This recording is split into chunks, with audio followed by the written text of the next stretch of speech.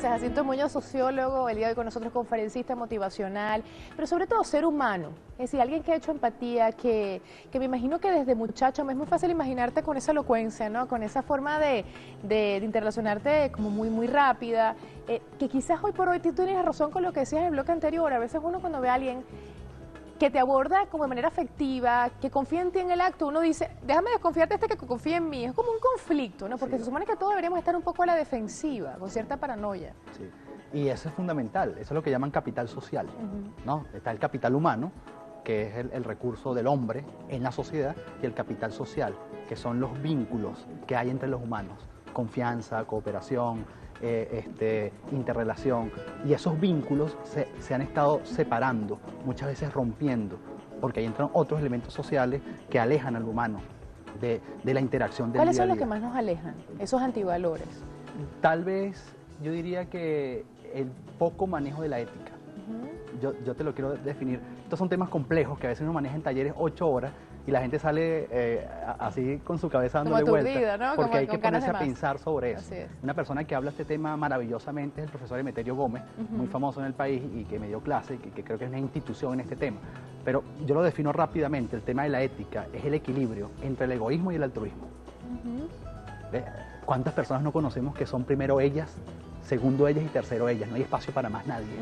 Egoísmo puro. Y hay otras personas que son altruistas, tanto que rompen el gran mandamiento de Cristo que decía, amarás a tu prójimo como a ti mismo. Esos son dos polos. Y los polos nos han generado un profundo problema de desbalance, no solamente en las sociedades, sino también en nuestra estructura psicológica y emocional. ¿Por qué? Porque el desbalance es la expresión de la dicotomía, es la expresión de la poca tolerancia con respecto a lo que el otro piensa o cree. Una persona que es muy egoísta, una persona que es muy altruista, no está en un balance ético adecuado. De manera que es ética, es la capacidad entre ambas. Ética es el equilibrio entre el egoísmo y el altruismo. El equilibrio ha sido lo más difícil que al ser humano le ha costado buscar desde que el ser humano existe, ¿no? Claro. Justamente ese punto medio. Es la cara de la misma moneda, como bien decía, el altruismo y el egoísmo, es una misma moneda. Es una misma moneda, pero ese poco balance entre esas dos tendencias, el egoísmo y el altruismo, nos hacen perder el balance ético. ¿Qué es la ética? Es la capacidad de interpretar la moral. ¿Qué es la moral? Las reglas. Yo siempre pongo el ejemplo. ¿Qué es moral? Un semáforo. El semáforo es verde, amarillo y rojo. El semáforo no piensa. Si viene una ambulancia, voy a cambiar de verde rápidamente a rojo. Es un código universal. Es un código universal. Correcto. Pero ¿quién interpreta la regla? El hombre. ¿A través de qué? De su capacidad ética. Entonces, trabajamos mucho la regla, porque la moral, por supuesto, forma parte de lo que nos da, de lo que nos evita la anomia, como decimos en sociología, o el caos. Pero la parte ética la trabajamos muy poco, porque la parte ética nos exige trabajarnos y nos exige entender que somos nosotros los que interpretamos y tomamos nuestras decisiones día a día. Y esa disyuntiva entre esas dos tendencias genera muchos desequilibrios sociales. Es cuando la persona asume más que sus deberes, asume sus derechos. Pero cuando una persona busca, en la medida de lo posible, tener un equilibrio entre sus deberes y sus derechos, pues entonces dejaremos de estar señalando a los demás y evitaremos tantas excusas que en nuestro país lamentablemente hoy tenemos excusas por donde quiera. Ese es típico en cualquier familia venezolana. A las 7 de la noche se sienta toda la familia y comienzan a hablar. El político tal, ¿por qué la situación está difícil en el país? ¿O por qué está difícil la situación en las familias venezolanas o en cualquier tema? Bueno, porque fulano, porque perencejo, porque mengano, pero tú no vas a escuchar a nadie decir, culpabilizando, porque yo asumo la responsabilidad de lo que está pasando. ¿Cuánta gente mira, me ha pasado a hablar con una persona y de repente están hablando, criticando pues la labor ciudadana o la labor social de un dirigente o de una persona X y de repente ves que agarra un vaso y lo tira al piso? Para ponerte un ejemplo. Es decir, somos especialistas en señalar al que está a nuestro lado. Somos especialistas en decir, es que la situación está como está en cualquier ámbito por culpa de fulano, pero difícilmente encontrarás a alguien decir, yo asumo mi responsabilidad.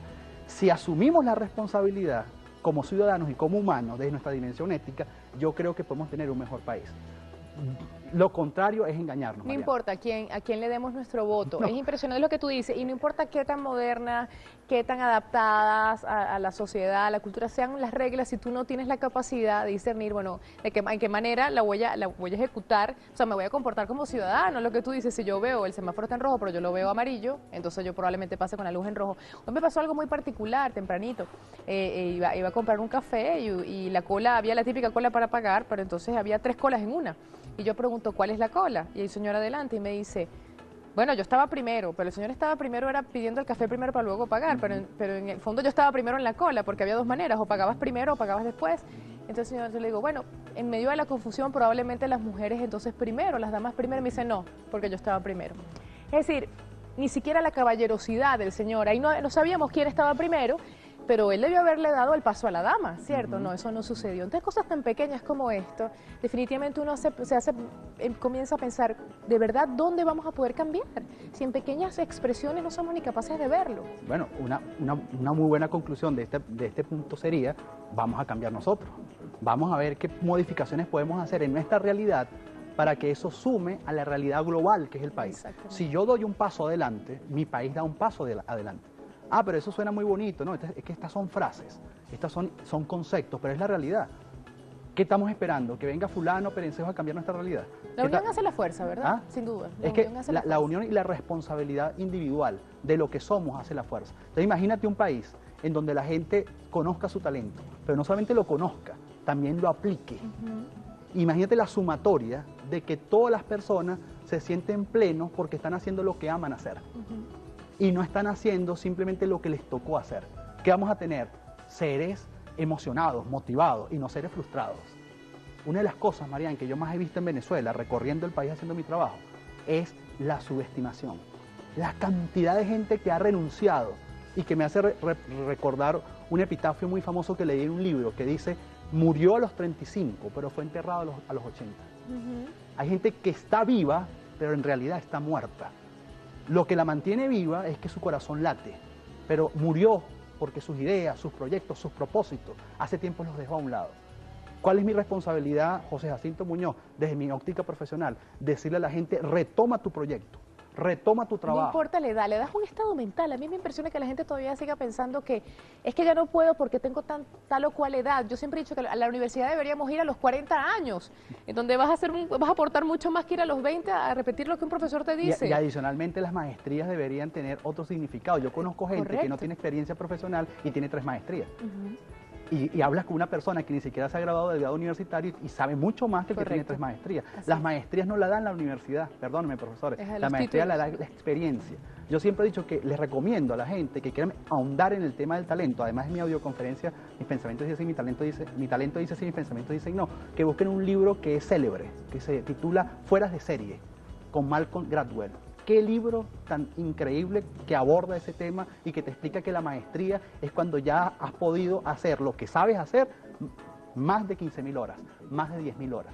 Cuando tú has hecho cuando, por ejemplo, tú eres presentador de televisión, si tú dices, en mi score ya tengo más de 10.000 horas al aire haciendo televisión, ya tú eres una maestra en lo que Vamos a empezar a sacar cuenta. La calculadora, por favor. Pero fíjate, no la hace la maestría, la hace tu experiencia. La hace la experiencia. Yo siempre he creído sí, que definitivamente lo empírico no es lo que marca la gente, pero no hay experiencia si no hay compromiso, lo que me dice, porque a veces puedes pasar por la experiencia y haberla desechado porque no estabas comprometido. ¿No? Eso es muy importante, con la conciencia. O conciencia de lo que eres capaz de hacer, porque eso forma parte del tema del talento. ¿Qué es lo primero? A veces te preguntan, ¿por dónde comenzamos el tema? O ¿qué es lo primero que tú le dices a una persona? ¿O qué le digo a mi hijo? Primero es tener conciencia de que para qué sirve, en qué eres bueno. Ah, pero ¿cómo sé? Mire, eso es muy fácil. Yo soy cristiano, yo creo que Dios nos creó a todos con una capacidad. A todos nos dio algo, a todos. A unos a lo mejor están mejor dotados que otros, pero todos tienen algo que pueden hacer bien. Bueno, lo primero es descubrir eso, en qué eres bueno. Y mejor dotados bajo qué escala, porque esa es otra, ¿verdad? Vamos a ir al corte comercial, le regreso mucho más de este interesante tema con José Jacinto Muñoz el día de hoy.